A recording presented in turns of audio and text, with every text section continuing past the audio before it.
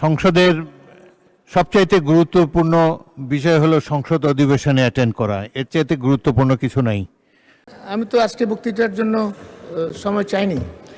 তবে বাবর সাহেবের সাথে আমার মনে হয় মাননীয় হুইপ আমাদের নুরুদ্দিন সাহেব কথা বলেছেন, তারপর তার নামটা দেওয়া হয়েছে।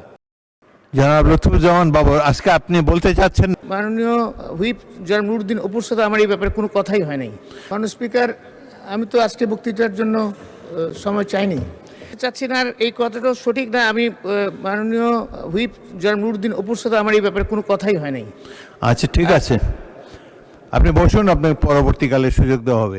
আরেকটি জিনিস, মাননীয় চিফ হুইপ, প্রথম সারিতে আমি মাত্র 3 জন মন্ত্রী দেখতে পাচ্ছি এবং স্পিকার, আজকে যে এইখানে মন্ত্রী নাই তার এক নম্বর কারণ হলো সংশ্লিষ্ট মন্ত্রীবর্গ মাননীয় প্রধানমন্ত্রীর সাথে সফরে আছেন।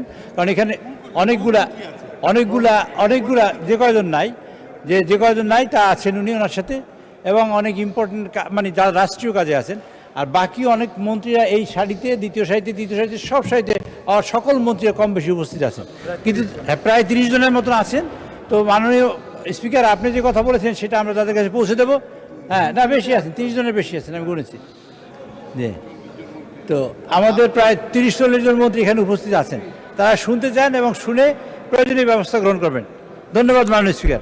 অধিকাংশই স্বাস্থ্যমন্ত্রী, যোগাযোগ মন্ত্রী এদের কথা বলে আর কি, তাদের রাস্তাঘাট বা হাসপাতালগুলোর বেহাল অবস্থা।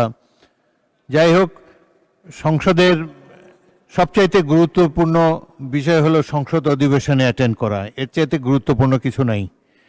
ধন্যবাদ।